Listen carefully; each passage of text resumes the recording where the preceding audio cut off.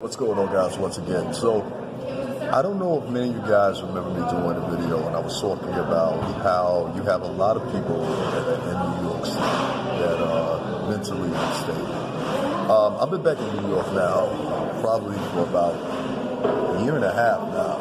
Yeah, about a year and a half. I was in mostly suburban Connecticut, it's about the shoreline. It's a great life. And I look to returning to it one day, but right now it's one time. And one of the things that I notice here in New York is, well, two things. One, the lack of attention that people bring towards a lot of people that are in the New York infrastructure and society that are mentally disabled, mentally disturbed, and walk around amongst us. A lot of these people can be found sleeping on the streets. A lot of these people can be found sleeping on trains, which is very unfortunate. And as many of you know, when you see my lives in front of Trump Tower, or whether I'm reaching out to Rick Pat, many other different people that I reach out to address this issue, because I think what sets me aside from a lot of other people, I think a lot of people have come conditioned to it in New York City, versus me, where I'm not conditioned to it in the sense of, not that I despise these people, I'm down on them, but I'm asking more so why these people are not getting the help that they so much deserve. I think it's unfortunate that there's a lot of different agencies in New York City that are not helping or addressing the problems for these people, but even more so there seems to be no end to it.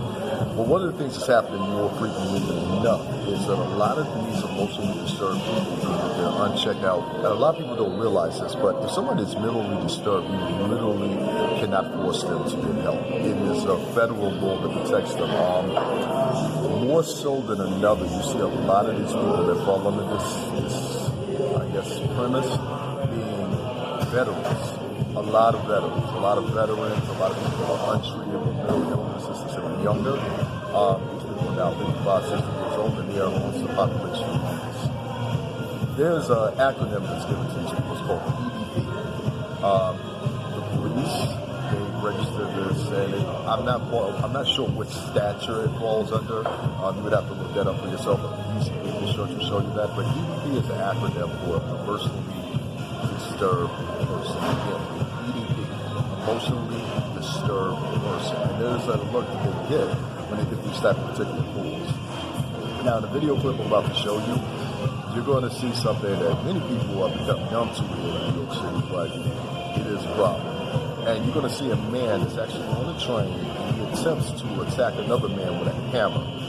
And I remember a story that was just before this, not even maybe 2 weeks ago. He had another man, and he actually had a sword. And if it would have been for some other passengers paying attention, this man may have been attacked, stabbed, or even worse, killed. So I'm freaked out.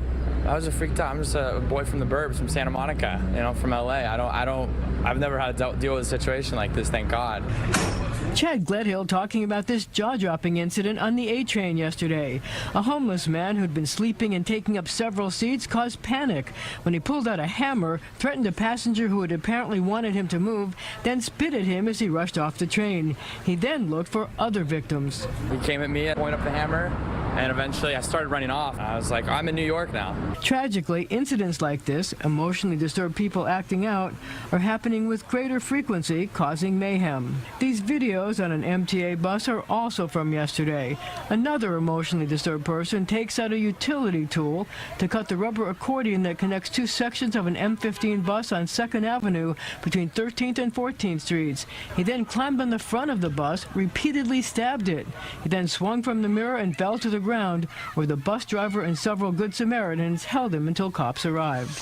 The problem is that the NYPD now is basically just triaging the problem, and the number of calls that are being made to the NYPD that they have to respond to for people in emotional distress has skyrocketed. It's more than doubled over the last decade. CBS 2 urban affairs expert Mark Peters says the cops have two bad options in dealing with EDPs right now, sending them to Rikers or to the hospital emergency rooms. Emergency rooms are not set up to deal with this long term. The city's own statistics show that 15% of people who are treated at the emergency rooms end up back at the emergency room within 30 days. Meaning that there's another EDP incident? Exactly. Robert Mascali, a former deputy commissioner for homeless services, says it's compounded by the fact that the number of homeless given supportive housing is at a 14-year low. Supportive housing is the #1 best way of combating homelessness. Mental health problems are dealt with in supportive housing, but they have caseworkers there, they have psychiatrists. Well, police sources tell me the man involved in the bus accident attack was taken to the hospital for observation, and then it's likely that no charges will be filed. So based on what Mark Peters says, he could be involved in another incident in pretty short order.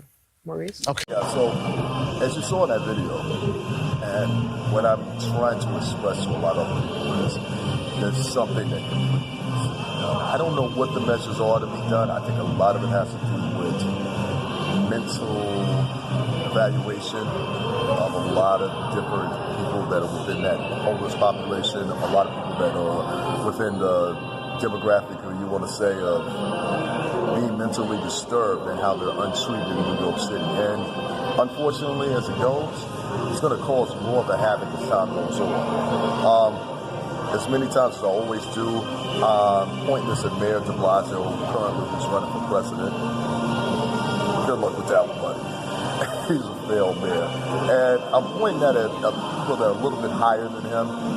Lynn Patton, Ben Carson comes to mind, and of course, President Trump. Say what you want to about him, the man is the United States president, so he will be responsible for allocating funds, and more importantly enough, he's from New York City. So with your, personal issues aside, that's the reality. I've done lives many times in front of Trump Tower, as you guys can see. I've done it from inside Trump Tower. I've never had a problem. Every time that I've ever tagged President Trump, every time I've tagged Lynn Patton, which I've got numerous responses from her, I would tell you guys this. If you see there's a problem, you should tag the president. You should tag Lynn Patton. You should tag Ben Carson. Let them know that this is something that you find paramount within your daily life. And not only that, just try to find some solutions to the problem. Someone that sits around and they just complain about the problem but doesn't have any actual solutions for the problem, you're actually part of the problem. All right, guys, Ego the Black Jew, as always, $STRINGERBELL